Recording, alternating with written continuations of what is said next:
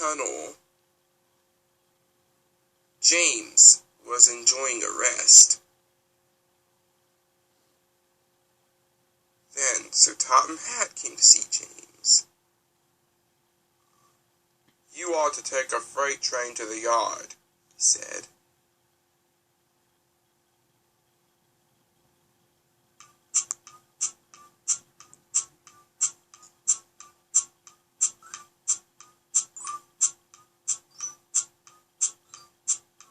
James was cross. He wanted to get his coal job over with.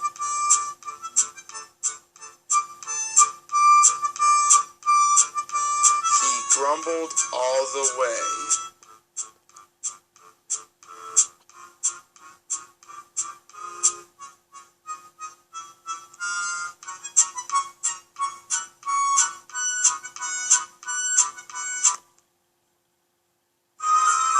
One moment, James was on the rails.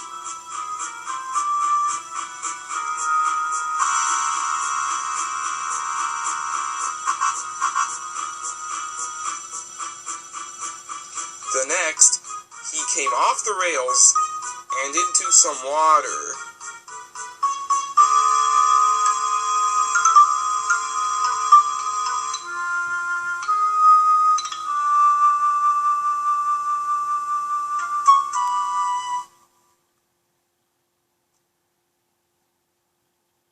Oh, what will Sir Topham Hatt say when he sees what's happened here?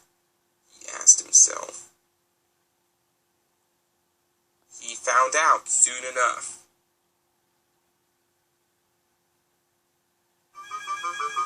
"James, you should learn to be more careful. You have caused confusion and delay," said Sir Topham Hatt. "Sorry, sir," James said. "After you have been mended, you will stay in your shed for the rest of the day."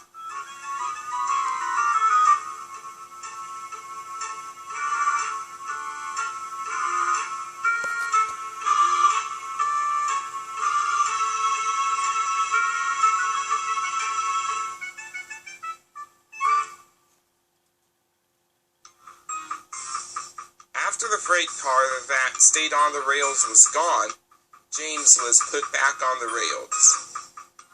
He was shunted to the works by Percy.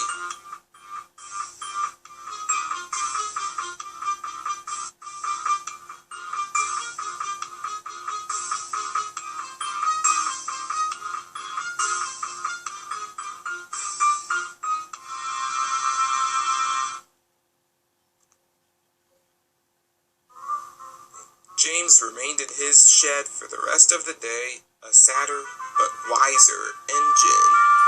Let's hope he starts thinking about what he did. Don't you?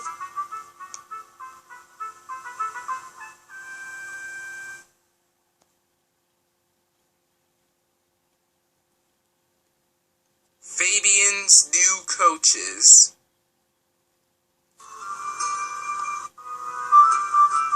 Percy was taking his coaches back to the yard.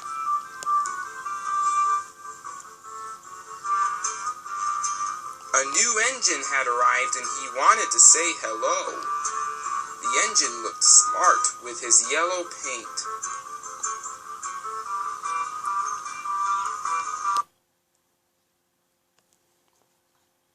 "Percy, meet Fabian," said Sir Topham Hatt. "Hello, Fabian." "Hello, Percy." "Fabian, collect your coaches. You and your driver must learn the line." "Yes, sir," he said.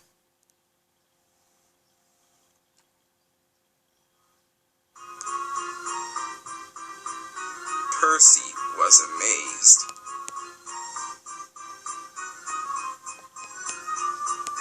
Later, the only coaches Fabian's driver could find belonged to Percy.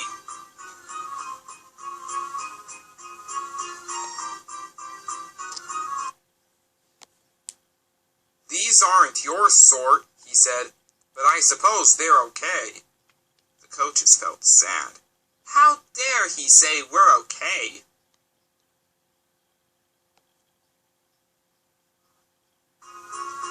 Fabian puffed carefully down the line.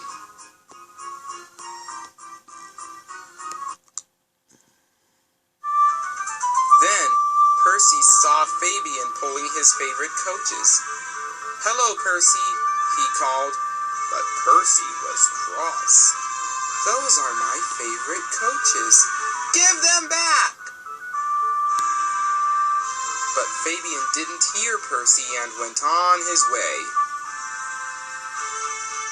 Fabian then passed James. Then he passed Henry. When Fabian whistled hello, the engines didn't whistle back. Fabian couldn't understand why they were so unfriendly. He was upset. Later, Sir Topham Hatt came to see Percy. "I want you to go to the docks to pick up new coaches." "New coaches? But sir..." "Really useful engines don't argue." Percy didn't want new coaches. He wanted his favorite ones back.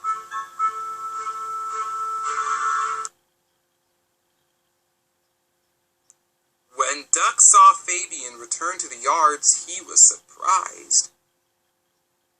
"Those are Percy's favorite coaches." "So that's why he looked cross," explained Fabian. "I'll go and apologize." "Don't want new coaches, don't want new coaches," chuffed Percy. Fabian was still looking for Percy when a signalman flagged him down. "Duck hasn't cleared his signal box," he told Fabian's driver. "Please go and see what's wrong." Fabian could see that Duck had broken down on the crossing. Then Fabian heard a whistle.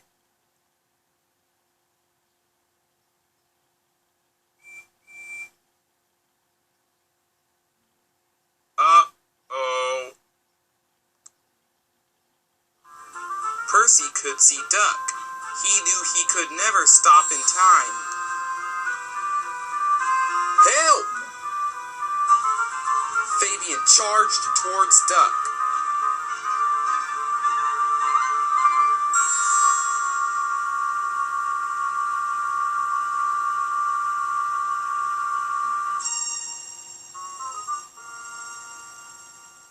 And with a huge effort, he pushed him off the tracks, just in time.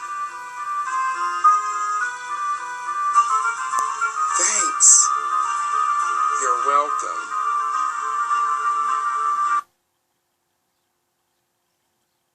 Later, Sir Topham Hatt praised Fabian. "Well done. You were a very brave engine." "The bravest," chuffed Duck. "It gives me great pleasure to present you with 2 new coaches." "Thank you, sir," replied Fabian. "Percy, I'm sorry I took your favorite coaches." "And I'm sorry I was so cross," replied Percy. "Friends? Friends!" Fabian loves his coaches, and being part of Sir Topham Hatt's railway.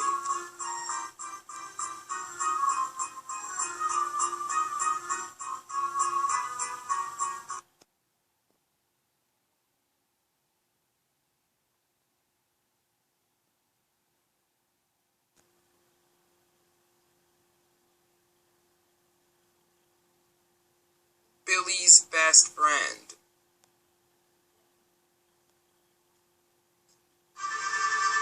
Billy feels proud of working on the Little Western. He feels happy there.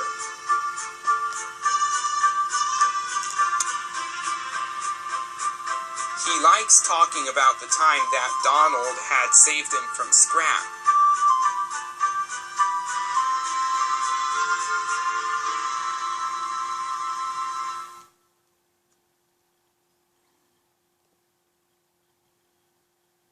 wasn't for his help, Billy would say, I would have not been here on Sir Topham Hatt's railway. Everyone else wanted to know about Billy's adventure. Amazing, remarked Duck. You and me will work together tomorrow, said Oliver. The next day, Billy was coupled up to the front of the train, with Oliver at the back. Then Sir Topham Hatt arrived. You two are going to be very busy. First, you both will take empty cars to the yard. Then, next, you will take a flatbed of pipes to the station.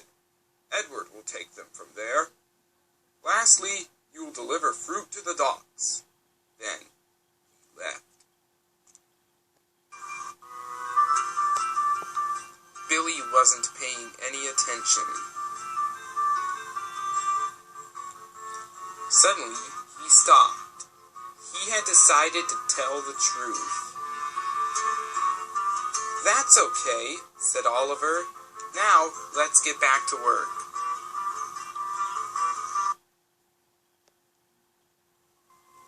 Billy and Oliver delivered the empty cars to the yard. Then, they delivered the pipes to the station and left them for Edward. Then, they took the fruit to the docks. Then, they rested. Oliver, said Billy, you're such a nice engine. Also, I really enjoyed working with you. Oliver was happy. Then, the two best friends puffed to their sheds.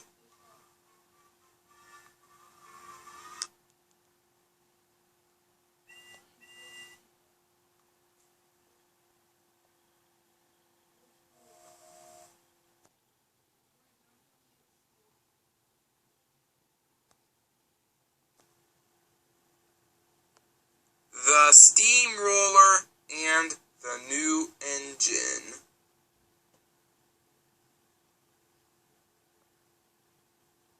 Leisha, the new engine, was resting on a siding. It's good to have a rest sometimes, she said. Next to her was George the steamroller. You engines should be in a museum, not operating on a railway, he said. Leisha took no notice and puffed away. Railways are no good. Turn them into roads, said George.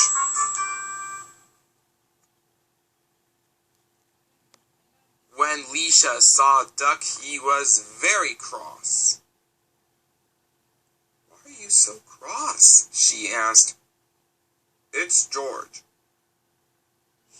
He called me a flat green pancake earlier today. Before the guard blew his whistle for me to take my passengers to the next station. Next time you see him, ignore him, please, said Leisha. That made Duck really happy. At last, the workmen reached the level crossing. What will we do here? One asked. Tear it up, tarmac it, ordered George.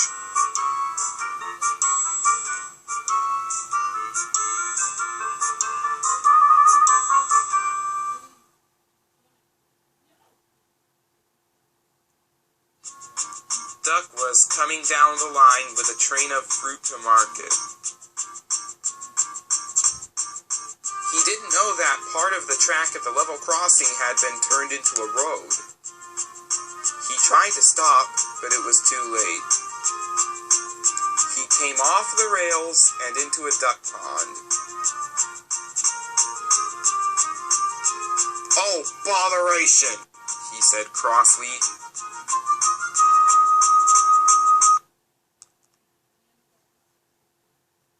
George was rolling down the road, but he was heading to trouble. He went out of control and landed into a ditch. Sir Topham Hatt was then cross with George.